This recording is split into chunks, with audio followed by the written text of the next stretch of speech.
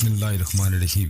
سلطان عبد الحمید خان ثانی کی زندگی کے آخری 24 گھنٹے کیسے گزرے، ان کے ساتھ کیسا ظالمانہ سلوک کیا گیا، فری میسن تنظیم نے سلطان عبد الحمید خان کی وفات پر کیوں جشن منایا تھا، سلطان کی زندگی کے آخری الفاظ کیا تھے، سلطان کو معزولی کے بعد کہاں رکھا گیا تھا، سلطان کی وفات کی وجوہات کیا تھی، اس ویڈیو میں ان چیزوں پر تفصیل سے ڈسکس کی جائے گی۔ سلطان عبد الحمید خان سے علیحدگی کی یاد میں پایا تخت کی افق صدا گونج اٹھی۔ انہوں نے بتایا کہ جس کا انتقال ہوا ہے وہ دلوں کا چین عبد الحمید خان ہے۔ میرے گلاب کا گلستان ماتم کر رہا ہے اور پکار رہا ہے، کیونکہ مجھے احساس ہو رہا ہے کہ پوری قوم یتیم ہو گئی ہے۔ اگر انہیں ایک اور زندگی بھی ملتی تو وہ اپنے وطن کے لیے ایک بار پھر اپنی زندگی کا نذرانہ پیش کر دیتے۔ چین اور خوشیاں سب آپ کے ساتھ چلی گئی ہیں ہمارے سلطان، میں نے سنا ہے کوئی یتیم ہو گیا ہے، میرے خیال میں عالم اسلام اس وقت یتیم ہو گیا ہے۔ پروردگار، ہم گواہ ہیں کہ عبد الحمید خان نے اپنی زندگی آپ کا خادم بن کر آپ کے خادم کی حیثیت سے زندگی گزاری اور ظالموں کا ڈٹ کر مقابلہ کیا ہے۔ ہم گواہ ہیں یہ نیک اور مخلص مومن تھا اور دین اسلام کا سچا مجاہد تھا۔ پروردگار تم مغفرت فرما دینا۔ یہ وہ الفاظ تھے جو سلطان عبد الحمید خان کی وفات پر ان کی قوم نے ادا کیے۔ سلطان کو جب معزولی کے بعد قید کر دیا گیا تو وہ حویلی ایک ایسی حویلی تھی جس سے پانی ٹپک رہا تھا، اس کی چھت سے پانی کے قطرے گر رہے تھے۔ سالیہ سلطان پوچھتی ہیں، سلطان معظم یہ کیا ہو رہا ہے، آپ کیا کر رہے ہیں؟ سلطان نے کہا، ملکہ مجھے جس حویلی میں نظر بند کیا گیا ہے اس کی چھت سے پانی ٹپکتا ہے، میں زمین پر قدم رکھنا چاہتا ہوں، اسے چھونا چاہتا ہوں اور برستے پانی کو محسوس کرنا چاہتا ہوں۔ سلطان عبد الحمید سلطنت عثمانیہ کے آخری طاقتور، ذہین و فتین اور بااختیار بادشاہ تھے اور مسلمانوں کے عظیم خلیفہ بھی تھے۔ جب سلطان زندگی کے آخری 24 گھنٹوں میں بستر مرگ پر تھے، ان کی طبیعت ناساز تھی اور ان کا ڈاکٹر اپنی پوری کوشش کر رہا تھا۔ ان کا خاص معالج اس وقت ان کے پاس موجود تھا جس کا نام حسین عاقب تھا، لیکن شاید ان کی ادویات میں اس وقت شفا کا اثر نہ رہا تھا۔ شام کا وقت آیا تو ان کی طبیعت تھوڑی سنبھل گئی۔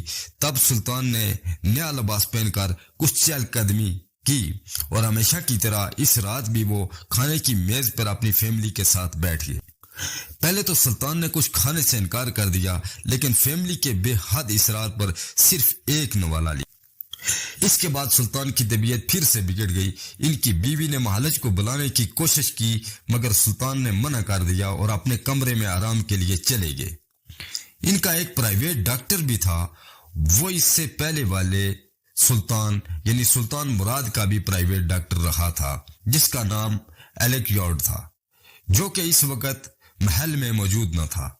اس وقت اس ڈاکٹر کو پیغام بھجوایا گیا۔ اگلی صبح ڈاکٹر محل پہنچ گیا اور سلطان کا معائنہ کیا اور بتایا کہ سلطان کو شدید نمونیا ہو چکا ہے، کیونکہ سلطان کو جس حویلی میں رکھا گیا تھا وہ ایک ایسی نامناسب حویلی تھی جس کی چھت سے پانی ٹپک رہا تھا اور شدید سردی تھی، اور سلطان کے پاس اس وقت کوئی سہولیات بھی موجود نہ تھی جس کی وجہ سے انہیں شدید نمونیا ہو گیا۔ سلطان کی طبیعت کے بارے میں انور پاشا اور سلطان رشید کو اطلاع دی گئی اور تمام قابل ذکر اور قابل اعتماد ڈاکٹرز کو بلا لیا گیا۔ انہوں نے سلطان کو ادویات دی اور سلطان ان کے اثر سے سو چکے تھے، مگر اس رات محل میں کوئی شخص سویا نہ تھا۔ سلطان کی حالت بددستور خراب ہوتی جا رہی تھی۔ سلطان کا زندگی کا یہ ایک معمول تھا، وہ صبح نہا کر نماز ادا کرتے تھے، تلاوت قرآن مجید فرماتے تھے۔ اس صبح ڈاکٹرز نے انہیں نہانے سے سختی سے منع کیا مگر سلطان نے انکار کر دیا اور کہا کہ اگر کوئی مجھے نہا دھو کر رب کے سامنے سر مسجود ہونے سے روکنے کی کوشش کرے گا تو میں بروز قیامت اسے ہرگز معاف نہیں کروں گا۔ بالآخر سلطان نے اٹھ کر غسل کیا اور ایک گلاس دودھ ملا پانی پیا اور الحمدللہ کہا اور اپنی بیوی مشفقہ خاتون کے سہارے بستر پر چلے گئے۔ سلطان کے بستر کے پاس اس وقت مشفقہ خاتون، سالیہ سلطان اور ان کے بیٹے موجود تھے۔ ان کے ایک بیٹے نے سلطان کا ہاتھ چوما اور کہا کہ اگر مجھ سے کوئی خطا ہوئی ہے تو مجھے معاف کر دینا۔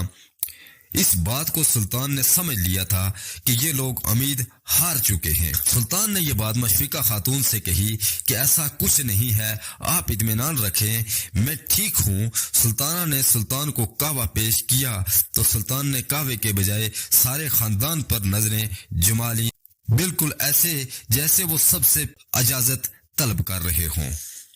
مشفقہ خاتون نے سلطان کے ہاتھ کا بوسہ لیا اور دعائیں دیں۔ سلطان نے قہوہ کی پیالی اپنے ہاتھوں میں لے لی، ابھی ایک ہی گھونٹ پیا تھا کہ وہ پیالی ان کے ہاتھ سے گر گئی اور سلطان بستر پر گر پڑے۔ مشفقہ خاتون گھبرا گئیں اور کہنے لگیں، یا اللہ ہماری مدد فرما۔ سلطان بے ہوش ہو گئے تھے۔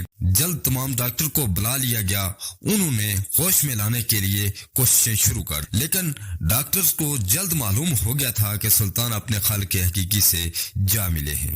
جب ڈاکٹر کو اس بات کا علم ہوا تو انہوں نے سلطان کو ہاتھوں میں تھام کر کمرے میں موجود لوگوں کی طرف ایسے دیکھنا شروع کر دیا جیسے وہ کچھ کہنا چاہتے ہیں، مگر نہ تو ان کی زبان ساتھ دے رہی ہے اور نہ ہی ان کے حلق سے بات نکل رہی ہے۔ کمرے میں موجود لوگوں کو ڈاکٹر کے آنسوں سے معلوم ہو گیا تھا کہ سلطان عبد الحمید ثانی اب اس دنیا میں نہیں رہے ہیں۔